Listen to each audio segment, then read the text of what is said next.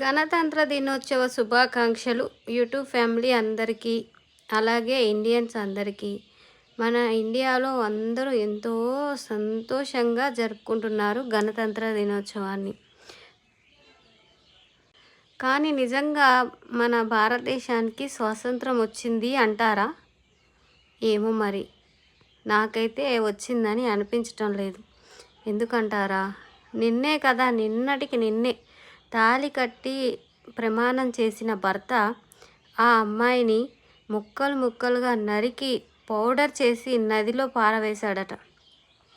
అది ఎవరో కాదు, ఒక గవర్నమెంట్ ఎంప్లాయే తను కదా. ఇంకెక్కడ ఆడపిల్లకి రక్షణ చెప్పండి? ఉద్యోగం చేసే చోట రక్షణ లేదు, పక్కింటి వాళ్ళతో రక్షణ లేదు, ఇప్పుడు తాళి కట్టిన వాడితో కూడా రక్షణ లేదు. దీన్నే అంటారా స్వాతంత్రం అని? కాకపోతే అప్పుడు పరాయి దేశస్తులు వచ్చి మన వాళ్ళ మీద దాడి చేసి చంపేవారని విన్నాం. ఇప్పుడు మనలో మనమే చంపుకుంటున్నాం. అంతేకాని పెద్ద తేడా ఏమీ వచ్చినట్టు లేదు.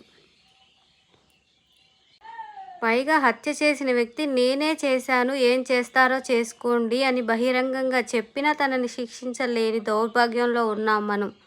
తప్పు మాట్లాడితే క్షమించండి.